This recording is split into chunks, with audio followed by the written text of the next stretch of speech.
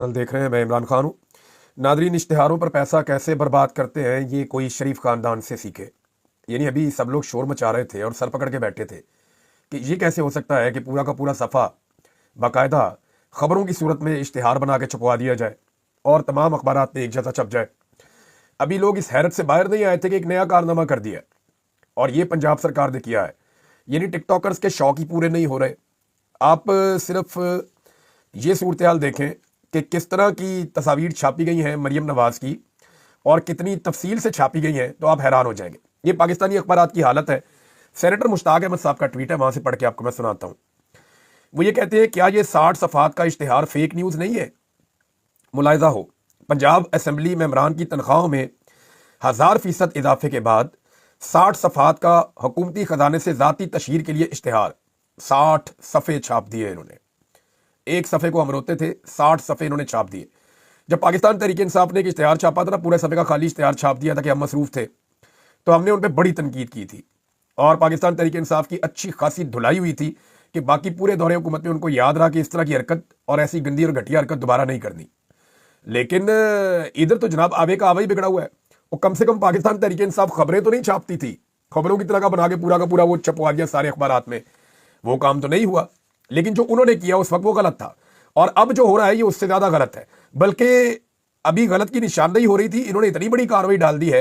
यानी सेनेटर साहब आगे लिखते हैं, क्योंकि उन्होंने सारे अखबार देखे पढ़े, जहां मैं हूं यहां पे तो भी अवेलेबल नहीं है, लेकिन मैं वीडियोस देख देख के हैरान हो गया हूं।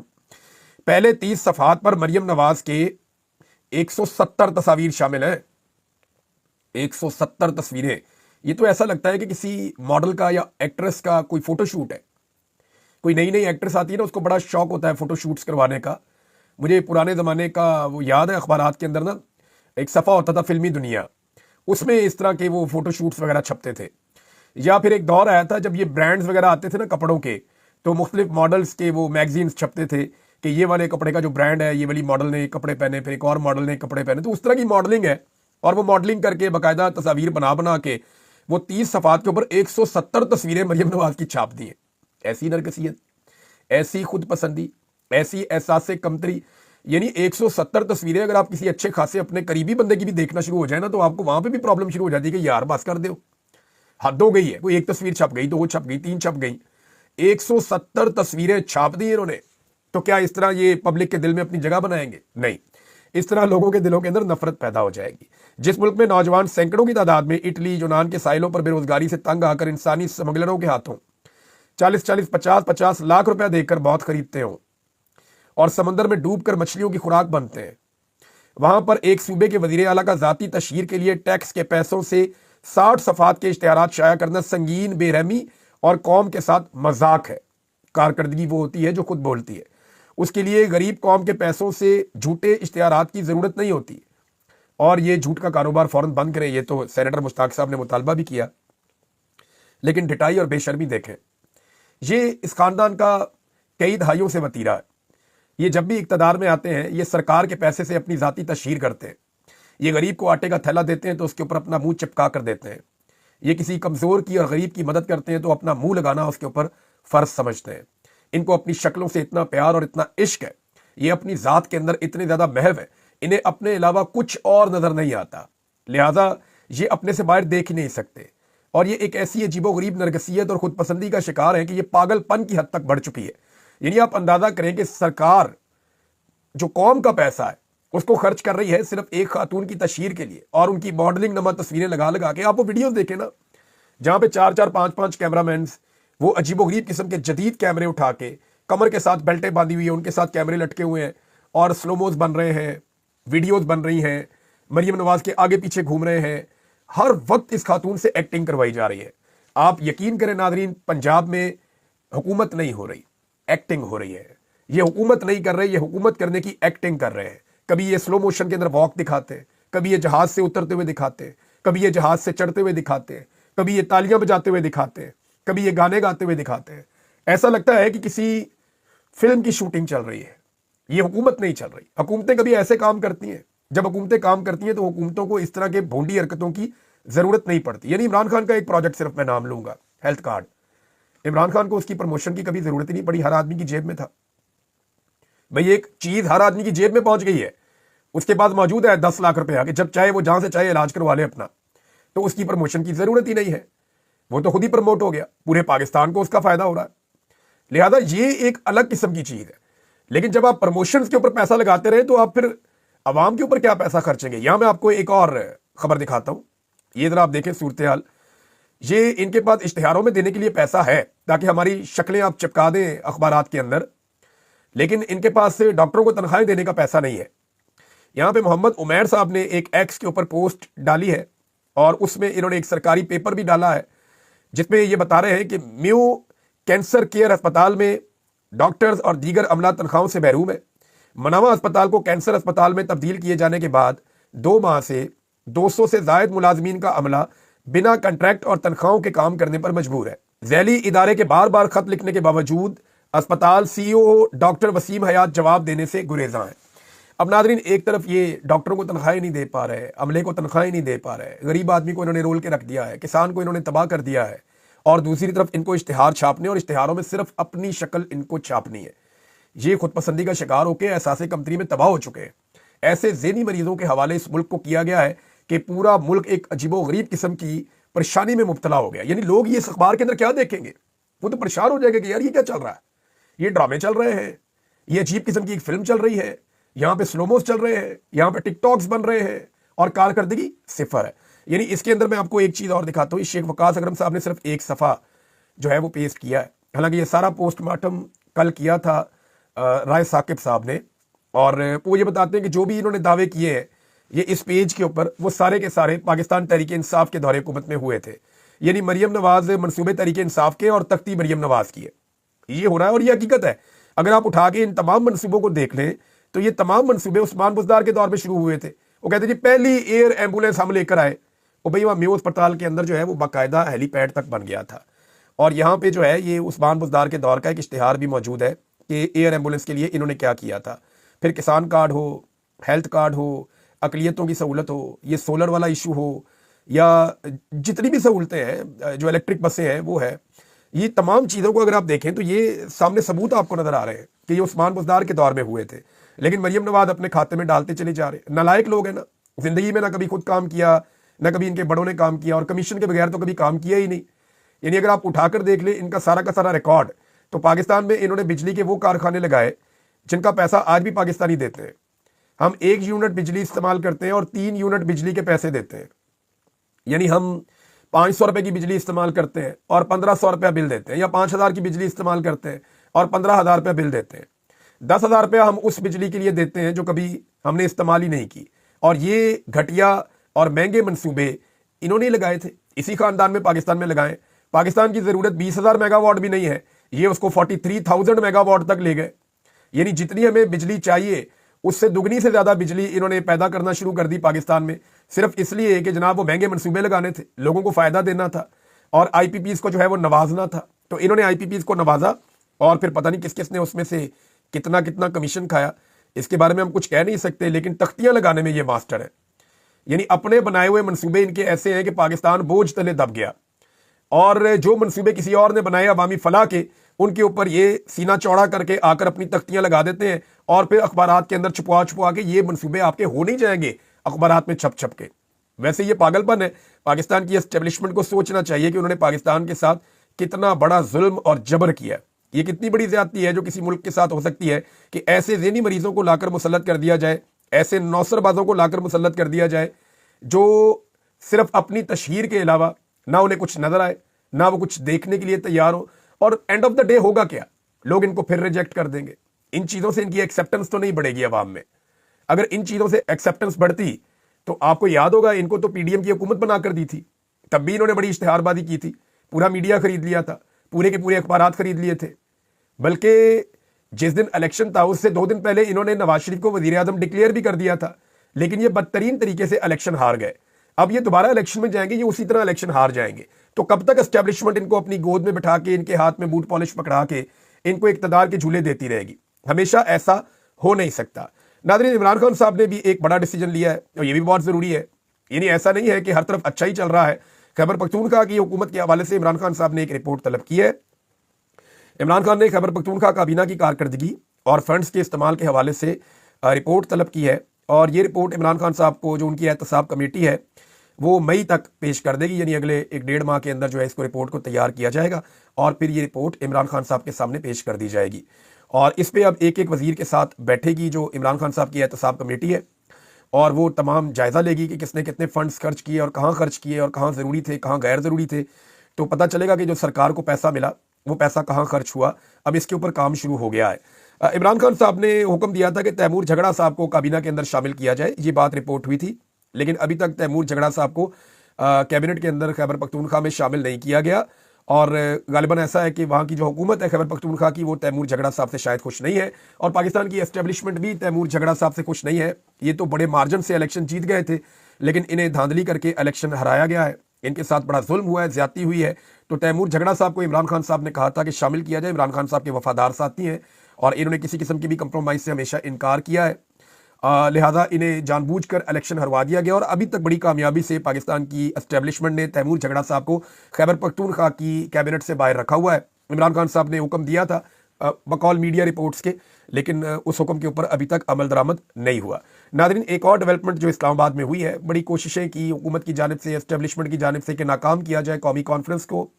जो कौमी कॉन्फ्रेंस से तहरीक तहफ़्फ़ुज़ आईन पाकिस्तान, जो अपोजिशन का एक इत्तेहाद है, उसके ज़ेरे तमाम होनी थी। इसमें मीडिया ने शामिल होना था, सिविल सोसाइटी ने, वकला ने, सियासतदानों ने, अपोजिशन की जमातों ने, सिंध से, बलूचिस्तान से, हर तरफ से लोगों ने आना था।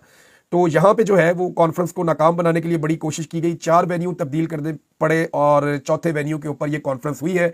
तमाम लोगों ने बड़ी सेर हासिल गुफ्तगू की है, ख़ास तौर पे मीडिया के ऊपर जो कदगनें लग रही हैं उस हवाले से, जो अदलिया को कंट्रोल किया गया, जो पार्लियामान को कंट्रोल किया गया, जो आइन की धज्जियाँ बखेरी गई, जो इंसानी हकूक़ की पामालियाँ पाकिस्तान में हो रही हैं, जो एस्टेब्लिशमेंट का एक किरदार है पाकिस्तान की सियासत में, जो फ़ौज की मुदाखलत है, ये मुदाखलत ख़त्म होनी चाहिए, इसके ऊपर जोर दिया गया। जबरी तौर पर जिन लोगों को लापता किया जाता है उस हवाले से बड़ी ज़ोरदार आवाज़ें उठाई गई हैं।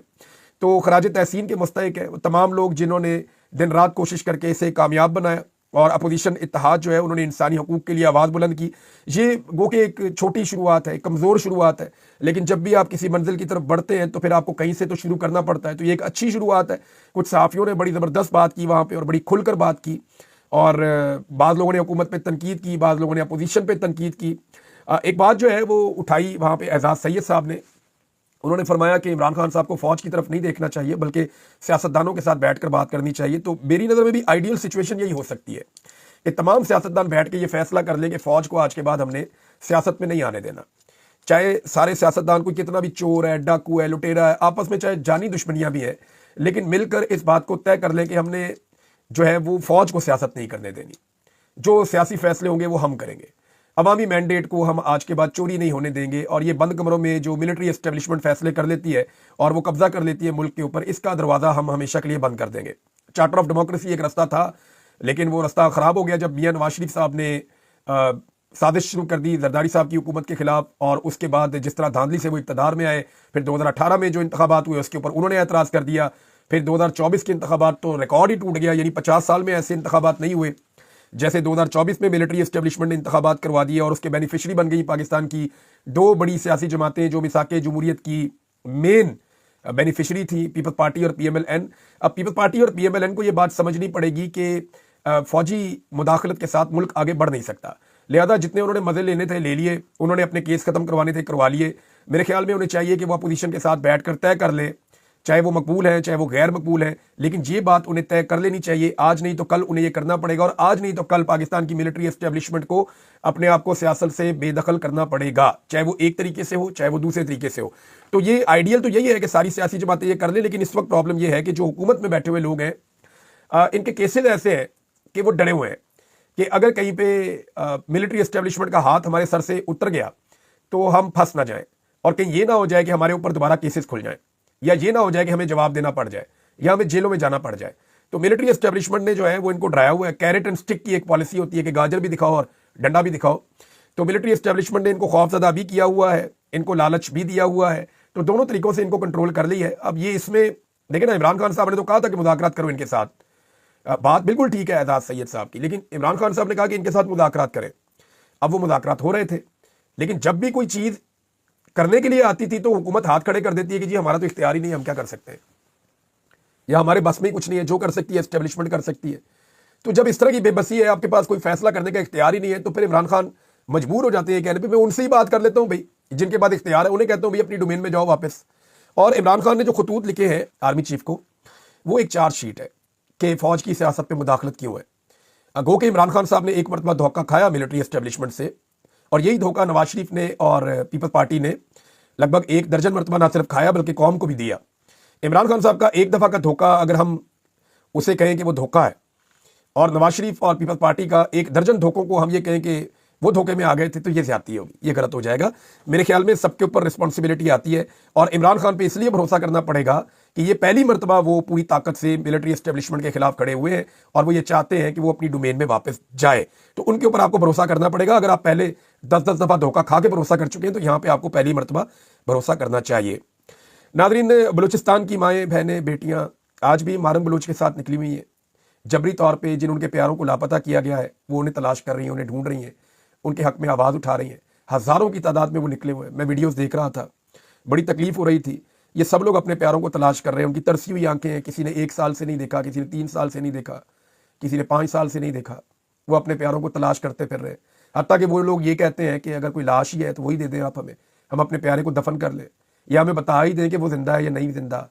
तो ये एक ऐसी चीज़ है जो बहुत तकलीफ देती है। ख़ासतौर पर अगर आप इस सारी सूरत हाल से गुजरे हो तो आपको बहुत दर्द होता है, बहुत दुख होता है। तो हमारी बलोच माएँ बहनें हैं, क्या उनकी इज्जत नहीं है? थोड़े दिन पहले हमारे आर्मी चीफ फरमा रहे थे कि औरतों का एहतराम। अब ये हज़ारों औरतें पैदल चलती हुई आपको नज़र नहीं आ रही, ये क्या मांग रही हैं आपसे? ये कह रही हैं कि जो जबरी तौर पे लापता किए गए हमारे प्यारे, उन्हें वापस किया जाए। तो बलूचिस्तान के मसले का हल फौज नहीं है।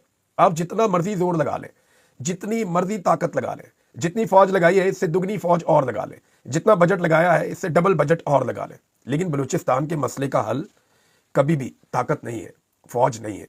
बलूचिस्तान के मसले का हल जमहूरियत है, और अल्टीमेटली आपको ये करना पड़ेगा। मारंग बलोच का और बलोच नौजवानों का पूरा हक है कि वो कौमी धारे के अंदर वो अपनी सियासत भी करें। उन्हें इलेक्टोरल सियासत पे आना चाहिए, मुझे ज़ाती तौर पे ऐसा लगता है। यानी इस वक्त पूरा का पूरा बलूचिस्तान, जितनी बलोच कम्युनिटी है, पश्तून कम्युनिटी है, उनमें अक्सरियत आज खड़ी है मारंग बलोच के साथ, बहुत बड़ी तादाद खड़ी है इमरान खान के साथ, और एक और बहुत बड़ी तादाद खड़ी है मंजूर पश्तीन के साथ। वहां के जो सरदार हैं वो ये बात समझ चुके हैं, चाहे वो अख्तर बैंगल हैं, चाहे महमूद खान अचकजई हैं, चाहे डॉक्टर मालिक है, इस तरह और बहुत सारे लोग हैं। वो ये समझ चुके हैं कि हमारा नौजवान अब क्या मांगता है, लिहाजा सारे एक पेज पर आ गए।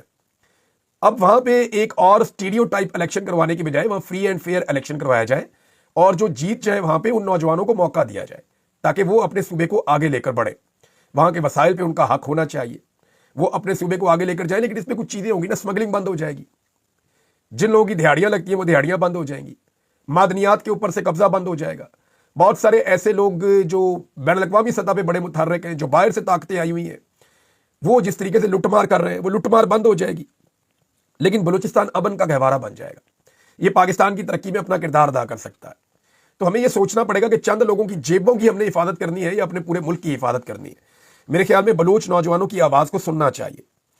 लेकिन अगर एस्टेब्लिशमेंट खुद भी अंधेरे में रहना चाहती है और लोगों को भी अंधेरे में रखना चाहती है तो उनकी मर्जी है। लेकिन ये सब करके आप ज़मीनी हक़ाइक़ को तब्दील नहीं कर सकते, ना इससे ज़मीनी हक़ाइक़ बदलेंगे। अखबारात में इस तरह के इश्तिहारात और ऐसी मुहिम्मात छपवा के आप लोगों की राय को नहीं बदल सकते। ब्रांड जो होता है ना, वो ब्रांड ही होता है, और ब्रांड को आपने जेल में बंद किया हुआ है।